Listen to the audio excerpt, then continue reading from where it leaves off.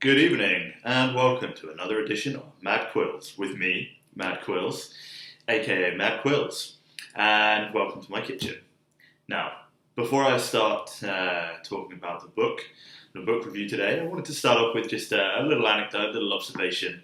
As I was commuting to work this morning, I was waiting for the tube, and the announcer guy he was a bit of a gentleman, he was a bit of a man after my own heart. He kept repeating over the tannoy, the whole spiel of, ladies and gentlemen, please allow other passengers off the car first. But eventually the tube got delayed for a minute or two, and he decided this would be kind of an apt opportunity to deliver a little bit of a sermon. So he said, ladies and gentlemen, sorry to announce the tube's delayed by 1 minute or whatever, but whilst I have you, let me pose you a question. I mean, I couldn't see him kind of wag his finger, but I'm hoping this is what he was doing as he was talking to the tannoy. He said, ladies and gentlemen, while I have you, let me pose you a question. In what other walk of life do you walk through a door and then immediately stop so that other people can't get through the door? And I spent a good deal of time thinking about this throughout the day. He probably didn't mean it to be such a philosophical question, but it raised a lot of issues in my head. And actually the only real answer that I could come up with, I know he was being rhetorical, but the only real answer I could come up with was a horror film. You know, when you're running away from a psycho killer and inevitably you run upstairs into a bedroom and you walk through a door and you shut the door and you hope to hell that nobody else can get through. I mean, let me know if you've got any better suggestions. I thought it could be quite funny if you did that in a revolving door and you just stopped and it all kind of got backed up. It'd be kind of like a weird perverted version of domino effect. But anyway, like I say, I'm probably thinking far too much about it. Moving swiftly on, time is limited because I don't know what time my housemates will come home, and if they walk in and find me doing this, not only, of course, will this particular one take spectacularly ruined, but I'll also probably never live it down. Or at the very least, he'll wave his head in, and it'll just be all kinds of awkward. So, moving swiftly on, this week, I'm going to tell you a little bit about Southern Cross the Dog by Bill Cheng. And Southern Cross the Dog is Bill Cheng's debut, his debut novel, and it's published by the ever-fantastic Picador imprint of Pan Macmillan. And, well, I'll give you the back of the book blurb as usual. It says, the deep bonds between three childhood friends are destroyed by the Great Mississippi Flood of 1927.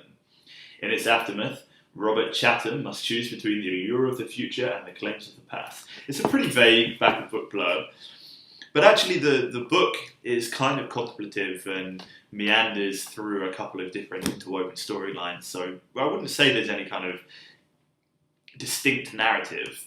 But the two main characters are Robert, who the back of the book talks about, and another guy called Eli, and the way that their paths intertwine, and a few other kind of recurrent characters. It's a very lyrical, kind of quietly moving book, where, the main kind of impulse to keep reading is just to find out what horrible things basically going to befall the character next.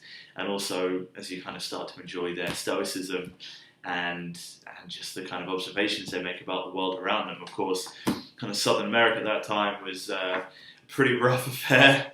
He doesn't have it easy by any means, as a lot of people did, especially submerged under hundreds of feet of water, as a lot of them were, sadly. It's not an area of history or a time of history I know too much about personally, so it's also interesting from that perspective, relatively true, as I'm sure it is. Anyhow, let's jump into a little bit of a let's read. I'm just going to put my whistle with this ale that I have in a wine glass. The reason I have ale in a wine glass is because I was cooking chili. Top tip, use a bit of beer in your chili. Goes down a treat. But then do the washing up so you don't have to look stupid drinking it from a wine glass. I promise this isn't some kind of stunt. Augustus Duke drove through the night and into the morning where dawn fire spilled out above the Laxapalila Valley. Through the saplings he could make out the canal, a shimmering serpent of silver-black water. For days he'd been on the road, hunting throughout the state for the right instrument for his new investment, Eli. And in that time he had not slept nor had a decent meal. The road had taken a toll physically. His back ached from the hours of driving, his bowels were packed hard in his gut.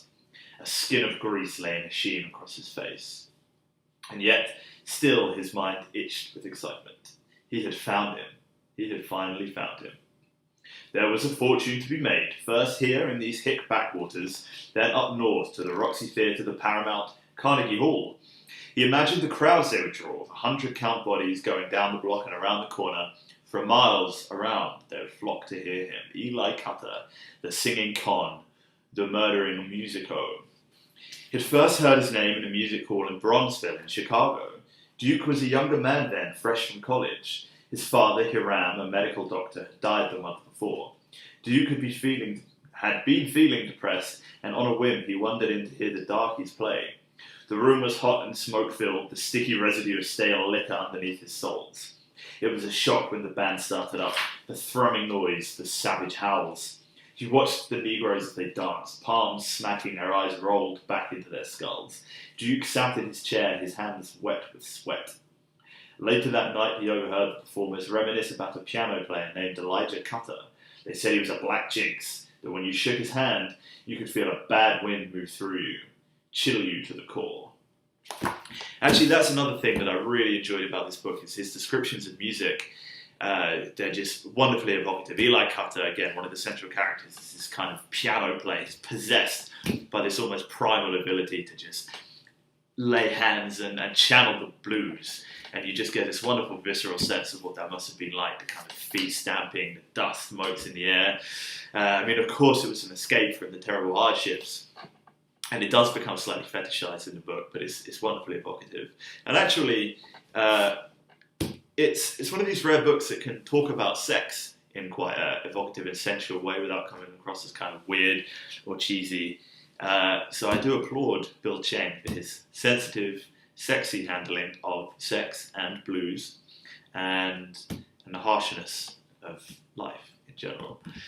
Like I say, thoroughly recommended for its kind of lyrical properties and just some outstanding lyrical descriptions. The language is fantastic throughout. Like The River, it is slightly meandering in terms of its narrative, but nevertheless a fantastic debut. Very much look forward to seeing what Bill Cheng will come up with next.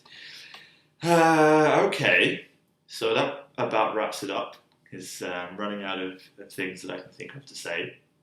I've got a couple of books on the go at the moment, just in case you're desperate for a sneak preview. I finally got around to checking out Ron Johnson's Psychopath Test. This looks like a bit of a holdover, something quick and easy.